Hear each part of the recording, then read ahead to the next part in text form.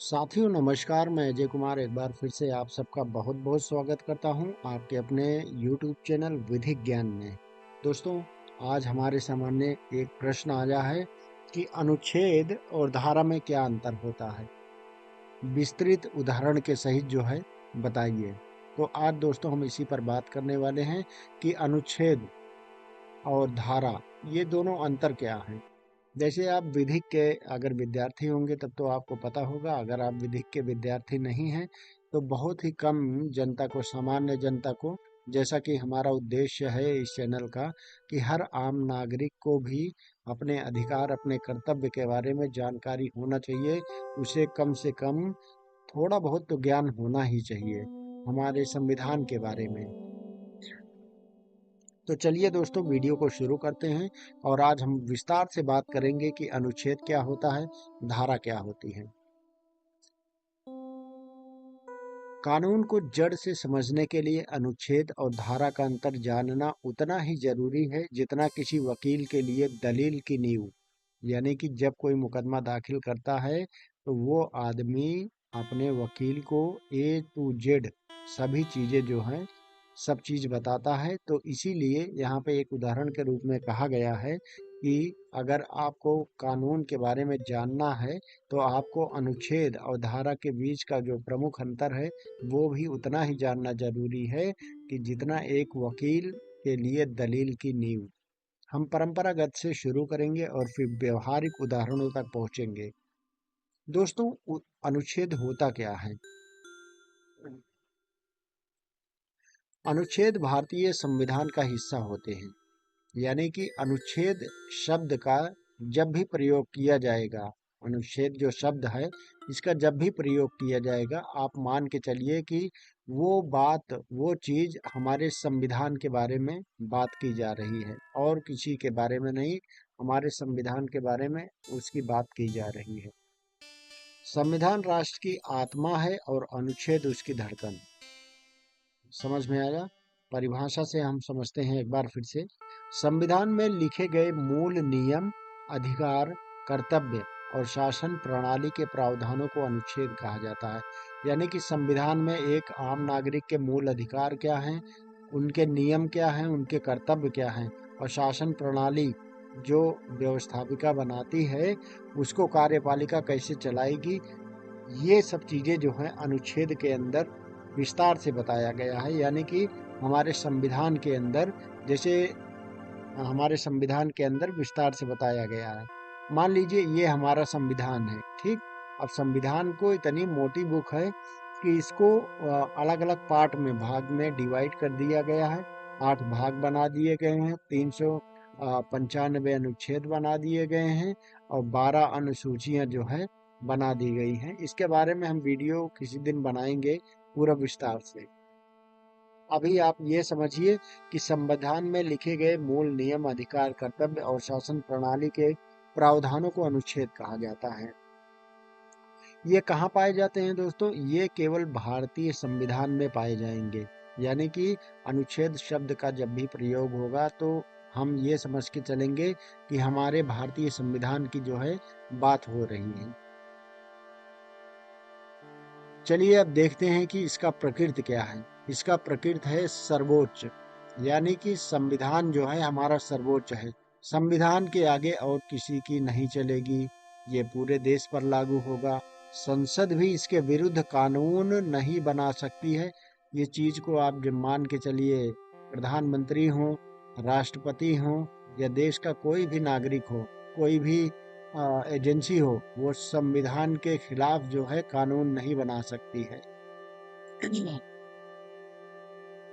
उदाहरण के रूप में अनुच्छेद 114 है जो भाग 3 में दिया गया है। आम नागरिकों के अधिकारों के बारे में अनुच्छेद 14 में विस्तार से बताया गया है। कानून के समक्ष समानता। राज्य किसी व्यक्ति को कानून के समक्ष समानता या समान संरक्षण से वंचित नहीं करेगा। राज्य का मतलब होता है संघ। राज्य का मतलब यहाँ उत्तर प्रदेश, मध्य प्रदेश, बिहार, ये सब का नहीं मतलब। राज्य का मतलब होगा, आप मोटा मोटा मान के चलिए कि हमारा देश। अनुच्छेद 21 में बताया गया है जीवन और व्यक्तिगत स्वतंत्रता। यानी कि जीवन और व्यक्तिगत स्वतंत्रता एक इंसान के मौलिक अधिकार हैं, मूल अधिकार हैं, जो उसको जीवन से ही प्राप्त होते हैं, व्यक्तिगत जन्म से प्राप्त होते हैं। किसी व्यक्ति को उसके जीवन या व्यक्तिगत स्वतंत्रता से विधि द्वारा स्थापित प्रक्रिया के बिना वंचित नहीं किया जाएगा। विधि द्वारा स्थापित प्रक्रिया का क्या मतलब है कि जो विधान में, जो हमारे संविधान में लिखा गया है, उसके अंतर्गत कोई व्यक्ति जीवन जीने के लिए स्वतंत्र है और इज्जत के साथ जीने के लिए स्वतंत्र है, जब तक कि उसका ये अधिकार छीना न जाए। ये अधिकार कब छीना जाता है? जब उसको जेल हो जाती है। जेल में होता क्या है, इसी अधिकार को जो है उसको जो है छीन लिया जाता है, तो जेल के बराबर हो जाता है। आगे देखते हैं दोस्तों, इसका क्या मतलब है। इसका मतलब ये है कि अनुच्छेद नागरिक और राज्य दोनों को बांधे रखते हैं।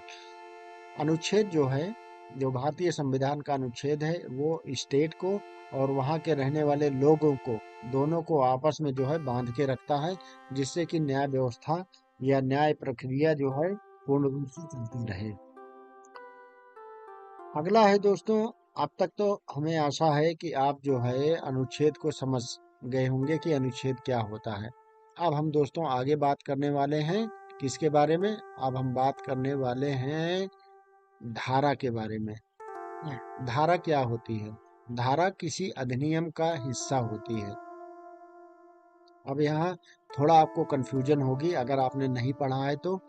पहले तो जो एक्ट होती है, अधिनियम जिसको कहते हैं अधिनियम।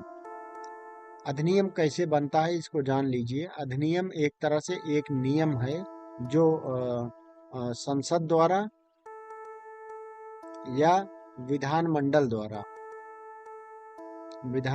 द्वारा पारित किया जाता है। एक नियम कानून होता है जिसमें मान के चलिए आप, जैसे एक ये पेज हो गया, इसमें नियम कानून लिखे हैं, ठीक, इसमें नियम कानून लिखे हैं, तो इस पर चर्चा होगी, पक्ष और विपक्ष द्वारा इस पर चर्चा होगी। चर्चा होने के बाद जो फाइनल रिजल्ट निकलेगा, फिर ये बनेगा कानून जो है। कानून को कानूनी भाषा में अधिनियम कहा गया है। इसको ही जो है अधिनियम कहा गया है। और इसका जब ये बनता है उसी समय एक नाम दे दिया गया है। जैसे कि मान लीजिए विवाह से संबंधित है, हाँ, विवाह से संबंधित जो कानून बना है उसको भारतीय मैरिज एक्ट, भारतीय विवाह अधिनियम 1955। अब ये इस कानून, जैसे एक कानून बन गया, अब इस कानून के अंदर विवाह से संबंधित जो भी समस्याएं होगी सारी इसी के अंदर लिखी जाएगी और कहीं पर नहीं आएगी, ठीक। और इसीलिए जो है, अब इन सब चीजों में होता क्या है कि एक अधिनियम बनाने के बाद जो है उससे संबंधित जितनी भी समस्या या जितनी भी प्रॉब्लम्स हैं वो सारी एक में ही लिखी जाती हैं। अब इसकी परिभाषा क्या है? ये जो धारा है इसकी परिभाषा क्या है? किसी कानून को छोटे छोटे भागों में बांटकर जो प्रावधान बनाए जाते हैं उन्हें धारा कहते हैं। ये कहाँ पाई जाती है? ये आईपीसी में, बीएनएस और सीआरपीसी, जो अब बीएनएसएस हो गया है, सीपीसी हो गया, जो हमारे सिविल प्रक्रिया संहिता जो है उसको सीबीसी कहते हैं। एविडेंस एक्ट यानी कि भारतीय साक्ष्य अधिनियम, जो एविडेंस एक्ट को जो है, जो पहले बना था अंग्रेजों के जमाने में, अब उसको ये चेंज करके हमारे सांसदों ने, हमारे मंत्रिमंडल लोगों ने इसका नाम भारतीय साक्ष्य अधिनियम दे दिया है। अब इसकी प्रकृति कैसी होगी, यानी कि जो धारा होती है, धारा की प्रकृति क्या होती है, आइए इसको भी देख लेते हैं। धारा की प्रकृति ये है कि ये संविधान के अधीन होता है, यानी कि धारा जो है संविधान से ऊपर नहीं होगी, ठीक। ये संविधान के अंतर्गत ही आएगी। संविधान में जो लिखा है उसको एक पार्ट में डिवाइड कर लिया हमने, वहां बना दिया अधिनियम। अधिनियम के अंदर जो है हमारा आ जाएगा धारा, ठीक। सीमित विषय पर लागू होती है, यानी कि जो धारा होती है हर अधिनियम के अंदर जो है एक सीमित विषय दिया गया। जैसे कि हमने बताया कि हिंदू मैरिज एक्ट हो गया, मुस्लिम मैरिज एक्ट हो गया, तो इसके अंदर जो धारा होगी 1 से लेके 20 या 28 तक जितनी भी धाराएं हैं उसके अंदर जो है बता दी जाती है धारा के अंदर। ये जो है बदली जा सकती है, धारा जो है हमेशा बदली जा सकती है, और धारा का मतलब इसमें संशोधन हो सकता है। हालांकि संविधान में भी संशोधन होता है, लेकिन उसके लिए जो है बहुत पापड़ बेलने पड़ते हैं। आइए उदाहरण के रूप में हम समझ लेते हैं। जैसे बीएनएस जो भारतीय न्याय संहिता है, ये पहले आईपीसी हुआ करती थी। इसमें धारा 300 क्या कहती है, हत्या की परिभाषा देती है। सीपीसी धारा 9, इसके अंतर्गत सिविल न्यायालयों का क्षेत्राधिकार, यानी कि जो सिविल न्यायालय होंगे, सीपीसी जैसे हमने बताया आपको ना, व्यवहार प्रक्रिया संहिता या जो है सिविल प्रक्रिया संहिता, तो इसके अंदर सिविल न्यायालयों का क्षेत्राधिकार को जो बताया गया है, इसको धारा 9 के अंतर्गत बताया गया है। सीआरपीसी धारा 41 के अंतर्गत बताया गया है कि पुलिस द्वारा गिरफ्तारी, यानी कि पुलिस कब किसी अपराधी को या अपराधी के संशय को गिरफ्तार कर सकती है।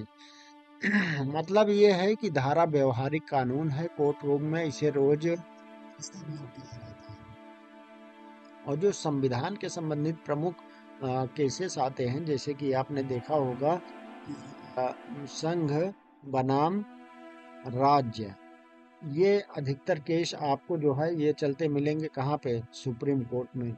साधारण हाई कोर्ट या लोअर कोर्ट में आपको ये सब देखने को नहीं मिलेगा, ये मिलेगा आपको सुप्रीम कोर्ट में।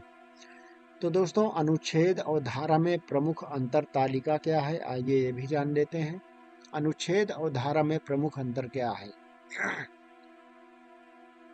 हमारा संविधान सर्वोच्च है, और ये जो है संविधान के अंतर्गत आते हैं एक्ट। ये सर्वोच्च माना जाएगा या अधीनस्थ माना जाएगा, क्यों? क्योंकि ये इसके अधीन है। ठीक है। संविधान सभा में ये गठित होती है, संसद और विधानमंडल द्वारा पारित होता है। ये कठिन संशोधन होता है। इसमें जो संविधान होता है, इसमें संशोधन करना बहुत कठिन होता है, और इसमें संशोधन करना बहुत सरल होता है। अनुच्छेद 14 और 21, धारा 300 बीएनएस, धारा 9 सीपीसी। ठीक, आप तो अब समझ गए होंगे कि अनुच्छेद कहाँ से आ रहा, धारा यहाँ से आया, धारा यहाँ से आता। आइए व्यवहारिक उदाहरण के माध्यम से कोर्ट की भाषा में समझ लेते हैं। यदि कोई व्यक्ति कहता है कि मेरी स्वतंत्रता छीन ली गई है, तो इसका मतलब ये होगा कि उसके अनुच्छेद 21 का जो है उल्लंघन हुआ है। ठीक। यदि कोई व्यक्ति कहता है मेरे मुवक्किल को बिना कारण गिरफ्तार कर लिया गया है, तो वकील वहाँ क्या बोलेगा, क्योंकि वकीलों की भाषा अलग है, वो संवैधानिक रूप से बोलते हैं। तो वो कहेगा वकील कि मेरे मुवक्किल को बिना कारण गिरफ्तार किया गया है, तो वकील बोलेगा कि जज साहब, बीएनएस की धारा 41 का उल्लंघन हुआ है। इसके तहत जो है हमारे जो मुवक्किल हैं उनको बिना कारण के गिरफ्तार किया गया है। एक कारण बताए, नोटिस आप भेजिए किसको, पुलिस को, और उनसे कारण पूछिए कि क्यों इसका उल्लंघन उन्होंने किया है।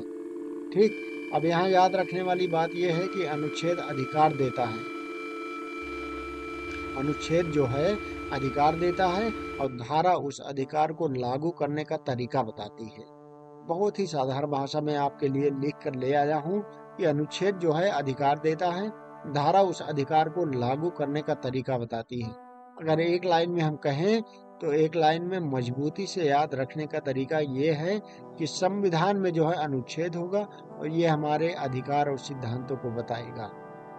ठीक। और कानून जो एक्ट होगा या अधिनियम होगा, जिसको हम कहते हैं, अधिनियम के अंदर जो है धारा होगी, और ये बताएगी कि अगर किसी अपराधी ने कोई अपराध किया है या किसी व्यक्ति ने कोई अपराध किया है, तो वो कोर्ट में किस तरह से केस चलेगा, प्रक्रिया क्या होगी, और उसका दंड क्या होगा।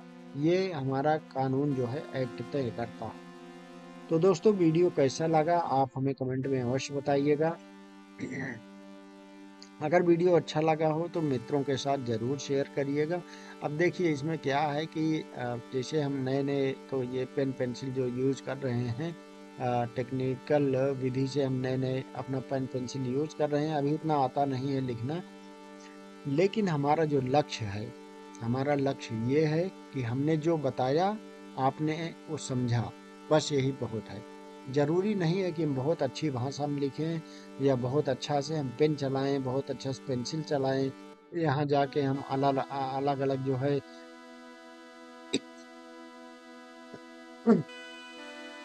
अलग अलग कलर की पेंसिल इस्तेमाल करें, दुनिया भर का नाटक करें, वो सब नहीं है। इसीलिए हमने साधारण वीडियो बनाया है। अगर आपको वीडियो पसंद आ रहा है, अच्छा लग रहा है, तो कमेंट में अवश्य बताइएगा और अपने मित्रों के साथ जरूर शेयर करिएगा। मिलेंगे एक नई वीडियो में एक नई रोचक जानकारी के साथ दोस्तों। तब तक के लिए नमस्कार, प्रणाम, जय हिंद।